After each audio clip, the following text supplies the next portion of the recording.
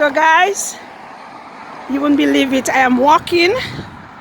I think this walk will be about half an hour to 45 minutes walk from my point of where I left, my point of departure to my point of arrival. And I think it will be about half an hour to 45 minutes. That's what it said. So I am panting, but not too hard. That means I still have life in me. And I am enjoying my walk. I'm hoping you guys can hear me. Just as you can see me, you can see my surroundings behind me. Welcome to the channel, family. Welcome to the channel. Thank you so much for being back. For those of you who are new here, thank you so much for clicking on this video. For those of us who are coming back, who have been coming back over and over again, I thank you so much for being a loyal subscriber. Thank you. So I wanted to, the last time the last video I made, I shared with you guys just a few things on what you should think about when you are interested in moving to the Gambia and you're doing your research and things that you may need to remember when you're shipping and when you get to the Gambia.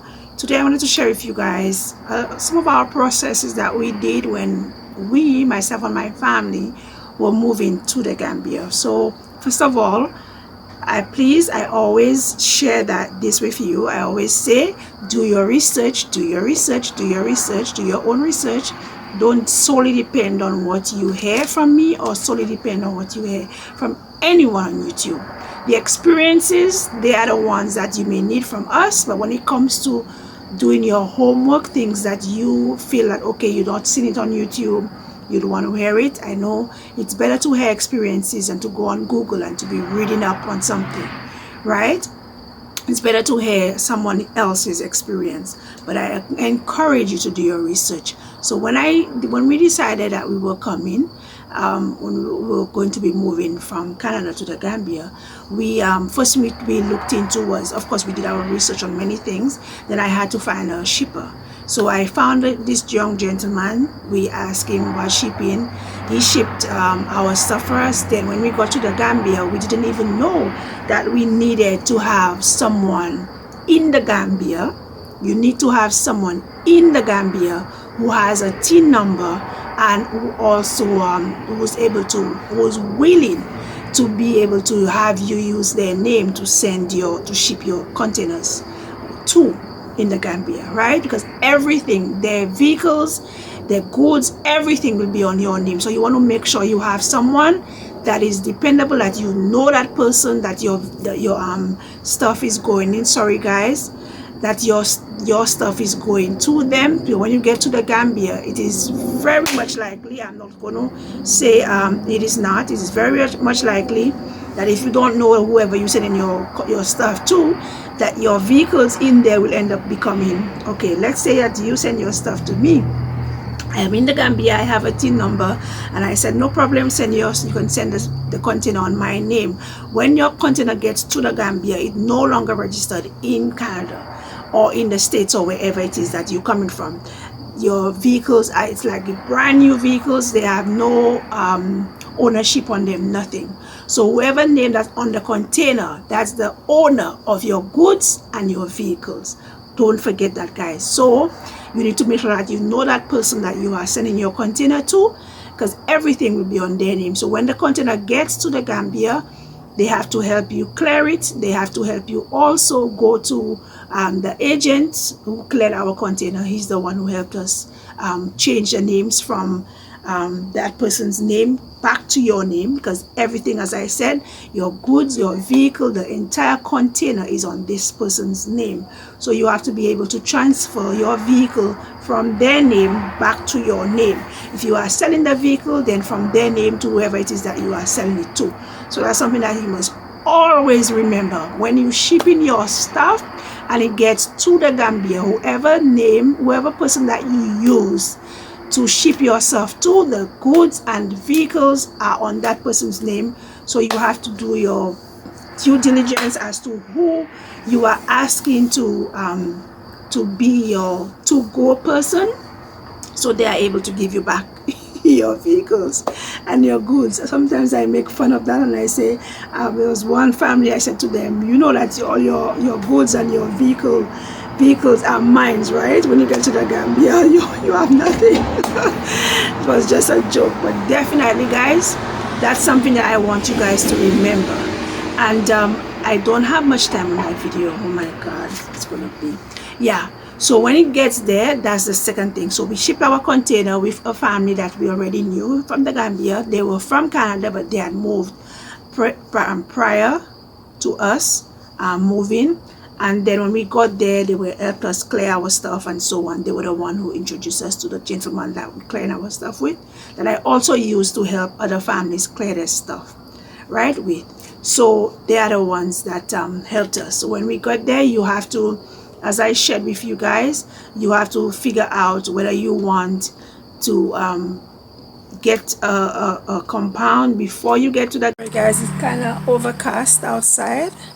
I came out because I wanted more light, but for some reason it doesn't make a difference for me. So let me continue to share with you guys. Hopefully, you know, it's not too bad and you guys can hear me and see me. All right, forgive me for that. So yeah, so I was sharing with you guys. So when you get to the Gambia, of course, you need to know that you have someone that you can ship your container to, someone with a TIN number who's able to help you clear your container in the Gambia. So that is covered. So when your container gets there, so I also mentioned in the previous video that it's up to you to decide whether you want to have someone book a guest house or whatever it is that you feel that you may want to stay at. So whether it's a guest house, whether it's a hotel, whichever one it is, you want to make sure that you have that in place. So what we did is what this video is about. What we did, we did have the couple get us a compound, and it so happened that on our way to the airport, on our way to the Gambia, I think we were on our way to B, guys. We were on our way to Turkey already. We were already on our flight when she messaged me, and I called her when I got to Turkey airport, and she said to me that she paid the monies for the compound and the landlord decided that he changed his mind. He said someone else came and he gave them the compound because they paid him more money. And I'm thinking, what? That doesn't make any sense. The place was very beautiful. They sent us videos online, photos. We saw them. We were doing, you know, like video chat with them and all that. And I'm like, the place was beautiful. So I wasn't surprised. I mean, sometimes, you know, if it's not something that you should do, it's not business-like, it's not professional, but hey, so he gave it to someone else according to what he said, that the person paid him more money, so he gave the place up, no problem. So we were coming to the Gambia on our way already, and we found out that we have nowhere to go. So they said to us, we were trying to look for a guest house for you guys. We think we found one. They're not finished setting up. It was a couple from the diaspora, also from the States. They're not finished setting up, but you guys can stay with them, right? So that guest house, I don't think they're no longer in operation, and it was a beautiful place. If you guys go all the way back to when my first video when we got to the Gambia, you will see we were at landing spot, and beautiful. Up till today, my boys are still talking about that place, how much they loved it. We had fun. We stayed there for 2 weeks, and then so that money that we paid the entire amount for the compound before we came. So he was able to refund us that money, and then now we had to pay every night we had to pay $20 for the guest house. So we stayed there for 2 weeks. So you guys can imagine that wasn't in our budget, right? But thank the Most High, we had the money and we were able to do that. So the 2 weeks while we were there, that's when we were looking for our compound. So I always say that if you have someone who's able to help you find somewhere before you move, then do so, so you go straight into your compound. Or if not, then you'd have to go up to the Gambia and then move into a guest house, which maybe you booked yourself or someone booked for you, whichever one. But that's the idea, right? To either get your own place, which is a compound, or have someone look for a guest house for you, right? So there's a lot of distraction because I'm outside, so you've seen me turning my head. So yes, so guys, so yes, and let's move on. So also what you have to be thinking about, I am talking to you off the top of my head. So what we did, we found our compound. Our container was still not in the Gambia. Our container didn't get to the Gambia until 3 months later. So while we were there for the 2 weeks, we got our compound. We had to buy our fridge, a refrigerator. We had to buy a stove. What I did as a mom, as someone who's always thinking, how can I not spend money? We came up in our suitcases. We each had 2 luggage, checked in luggage. So we had about 10 suitcases. And we were able to carry lots of stuff. So I brought plastic forks, plastic plates, plastic cups, like everything I could buy plastic. That's what I did. So we wouldn't have to be buying plates and stuff because our container is coming. So I didn't want us spending buying pots, buying plates, buying forks, buying spoons and all these things. So I bought lots of plastic cups, forks, spoons. So those plastic stuff, they lasted us about maybe 2 months. And maybe on the last month, we had to go to the shop to purchase what we needed. But we had to buy a set of pots, and that's what we had. Also, what I did from Canada, we bought 2 air mattresses. No, it was 3. No, I'm wrong. 2 air mattresses. So we bought 3 air mattresses. So we bought 1 queen size and 2 double. So myself and my husband, so what we did, we spread the mattresses on the floor in one of the rooms. So obviously it was 2 mattresses that we spread. The boys were on one and my husband and myself on the other one in the same room. We spread the mattresses because we are new to the place. We don't want our boys to be in one room and we are in the other, and it's just mattresses, you know. So we blew up our mattress, we put it into the one room that we both are in. We put it on the floor. Guys, so I'm kind of rushing ahead with this thing, but let me tell you guys, we brought the air mattresses. I brought bed sheets. I brought pillowcases. So my bed sheets had pillowcases in them. I brought queen sets. I bought king sets, and I bought the air mattress. I bought the only thing we didn't have was pillows, so we would use our clothes.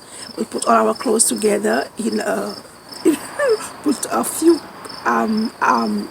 outfits into one, and that would be our pillow.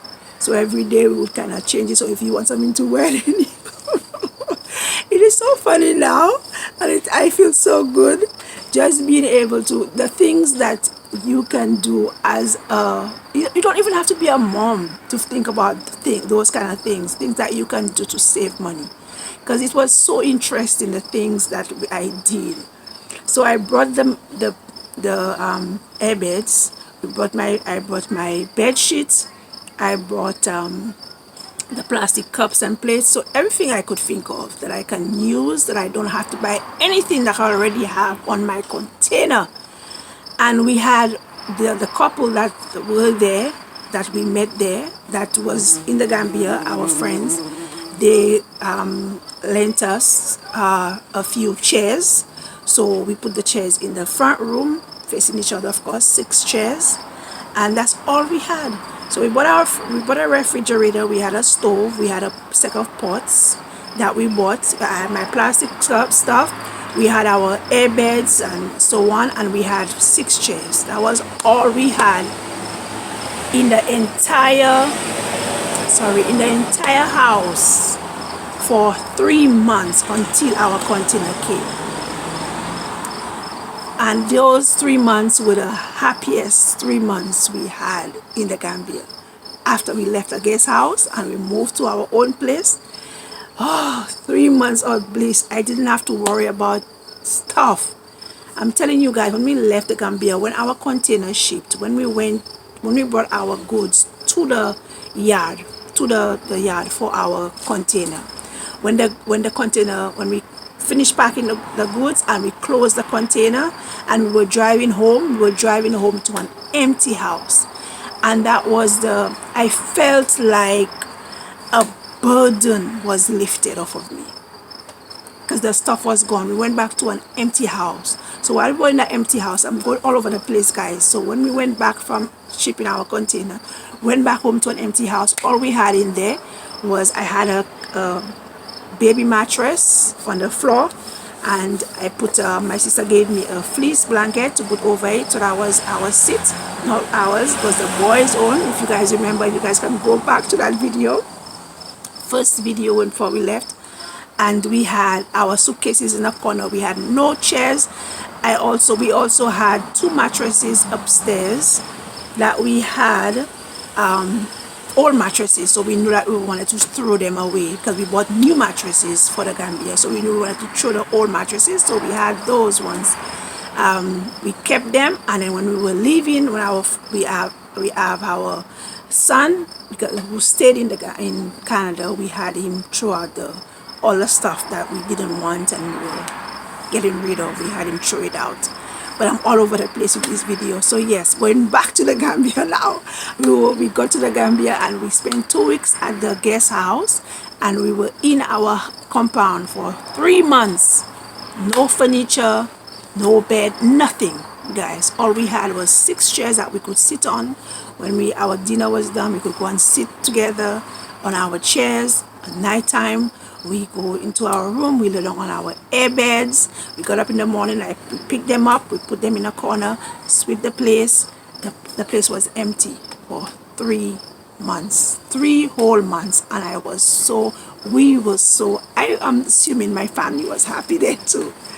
Just getting used to the place, getting used to our compound, getting so excited that we had a compound, because for those of you who watch Nigerian movies, then you know about the compound thing. So getting to the Gambia and we know we have our compound, I was like, oh my God, I'm in a compound, and my big gate and my small gate.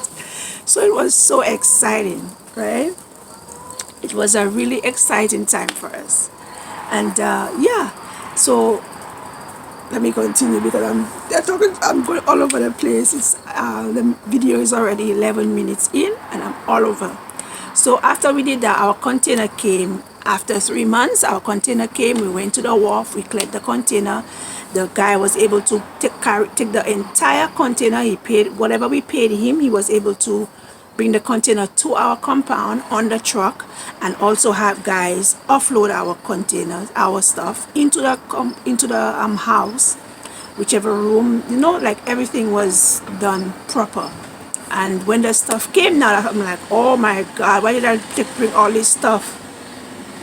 Why did I come here with all this stuff? So yeah, forget about that. So anyways, that when our container came, we were able to clear our stuff, and up till today it's 2 years, guys, and we still have stuff in boxes, because when you are in Canada, for those of you who know here, you have the houses you hardly have the bungalow houses. You have the houses with upstairs and downstairs. There are so many rooms that a bungalow could be the same number of rooms, but because of the way the houses are, you have more space. So even if you have a 3-bedroom bungalow and a 3-bedroom 2-story, or 1-story, should I say 2-story, it makes a difference, because even if it's the same number of bedrooms, it's just so much bigger. There's so much more space right here. So what we took, we were coming from a 3-bedroom. So for us to be able to move a 3-bedroom into a bungalow 3-bedroom.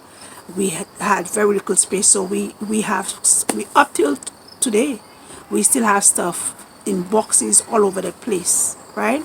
So that's something that you may find if you move in from a big house. You may find that the house, a bungalow, would be too small to take all the things that you carried with you.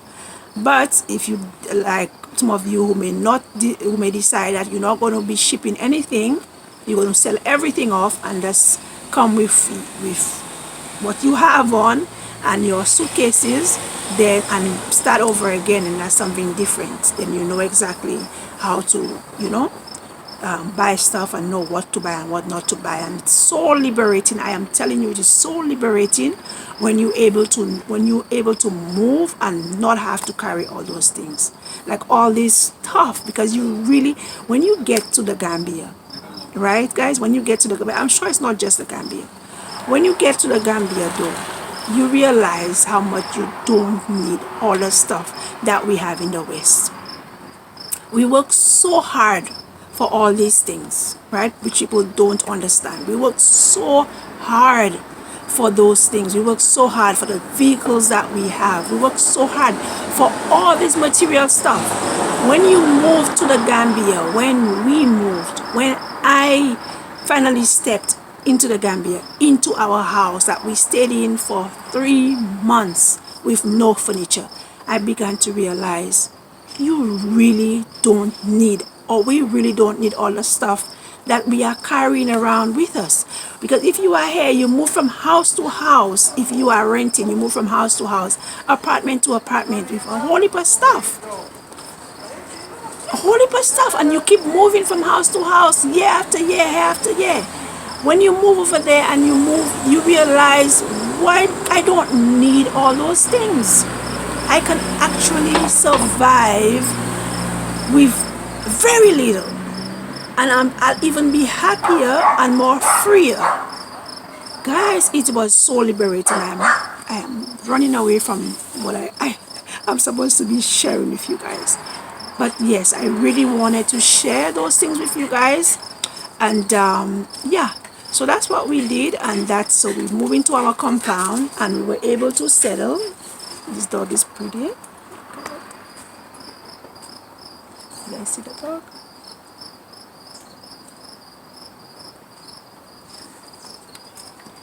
So you're able to move to the Gambia and settle in your compound, and as I said, it's your decision, your choice, whether you want to move with all your belongings or whether you want to move with just your luggage and start all over again. This one is moving with nothing is very liberating for those of us who are able to do that. Moving with kids is kind of a little difficult, I think, moving with nothing when you have kids. But us being there for 3 months with nothing, to me, it wasn't bad at all. And I can see, I think if we had to do it all over again, maybe we would. For the Gambia, maybe not, because a lot of stuff that I left in Canada, I regretted leaving them, because when we got to the Gambia, we realized that it's not the same as where we're coming from, so it's even more difficult to get furniture. Since we already had it, it was a good idea that we were able to bring what we have, so we don't have to be going around looking for furniture, and we have to end up buying brand new furniture because the used ones are not 100% in working condition, in living condition. Alright, so I hope this made sense, guys. I hope you guys enjoyed this video. I was all over the place in this video, but what I want you guys to take away in this video is that there can be so much joy in anything that you want to do. I would say go ahead. Don't be afraid to do new things, to try new things. I shared with you guys about the tiny homes, and I always share. Let me share something with you guys though. Someone said, Hungry Mommy, telling people that they should move to the Gambia or move to Africa to live in a tiny home. Have you built your tiny home?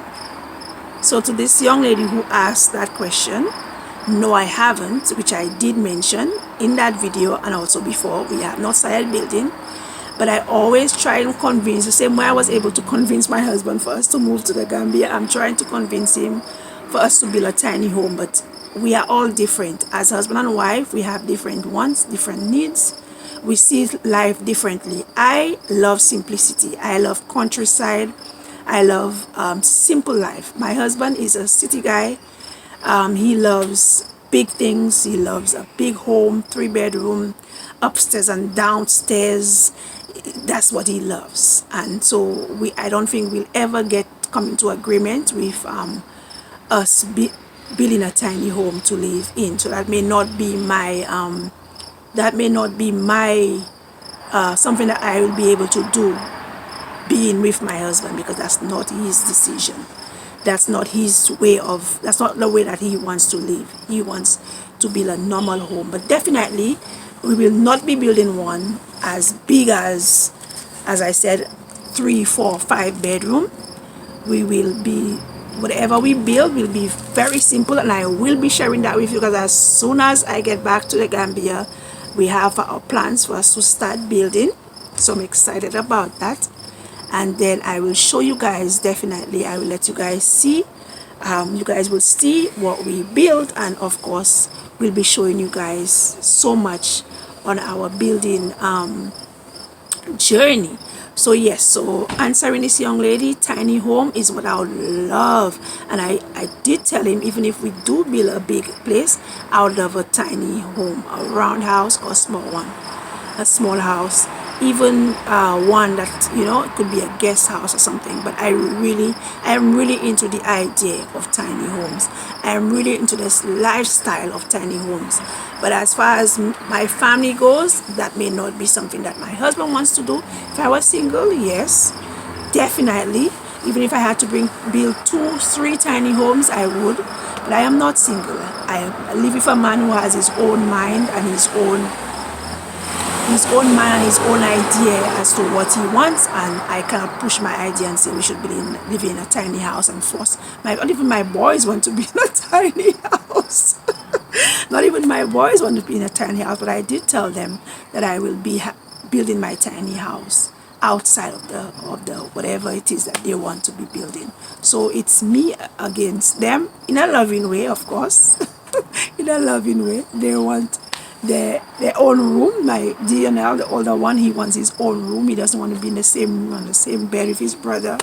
So there's so many things that you have to think about when you're doing that. But when you are single, as I said, when you don't have much, then going tiny, going small is something that you should think about, and you should do everything that you can to save money if you don't have much, and to use whatever you're going with wisely. Alright, I do hope you guys enjoyed this video. I was all over the place in the video, but I hope you got the sense of what exactly I was trying to share with you guys. I thank you so much for always coming back and watching my videos. I am all over the place in this one, as I said, and I keep repeating, but I thank you. And till the next one, yeah, bless, do take care, loves. Bye bye. Yes guys, so I know that I am on the roadside, and I am just walking, as I said, to my place of arrival. To my destination. Sure, I am walking to my destination, which is home. I just thought I wanted to walk because I keep being driven around, and I thought, you know what, that's not a bad drive. This place I go to, I am going to every day now. I'm like, this is not a bad drive. I want to walk home today. So I told my sister, don't pick me up, I'm going to walk home. And she's like, are you sure? If anything, call me. So I am fine. I wanted to walk. And yeah, I just wanted to say hello everyone. Hello, I wanted you guys to see my surroundings, see how beautiful it is. When I just told you guys just now about nature and the water, it's like it's everywhere. This is in the midst of a residential area. But it's not just residential, it's also commercial. Like there are restaurants, there are stores, there are gas stations, in the area. Over on the other side we have houses where people reside, and so everything is, you know. But if you live right here, you could just like every day, I would, if I lived around here every day, I would bring a chair, a beach chair or something, and just put it down and just, you know what, one day I'm going to come and do an entire video here for you guys. I just feel like because we are so close to the roadside that it's too noisy. But I'm sure you guys are hearing me perfectly fine, right? I'll only know after I check the video and see, make sure it has sound before I post it. But yeah, I really appreciate. Oh, there's a bride, a wedding over there. Bride is taking pictures. I don't see the groom, it's just herself. Maybe she's, maybe it's not a bride, maybe it's Christine or graduation, or she's just taking photos. She's all white, but yeah, I don't see any groom. But yeah, it's beautiful here. It's beautiful. It's very beautiful. I think walking, I will keep seeing things that I want to show you guys and how beautiful it is, right? But one day I will walk through and just make a complete video for you guys with just the scenery and beautiful music in the background, so you can see where I am. If that's all right. All right. Take care, guys. Now is my time to shine. When your time comes, don't postpone it. When others doubt and out, you don't condone it. Truth be told, yourself is your toughest opponent. When your moment comes, grab hold and own it. Never let go, stand tall and hold tight. Overcoming obstacles is the objective in life.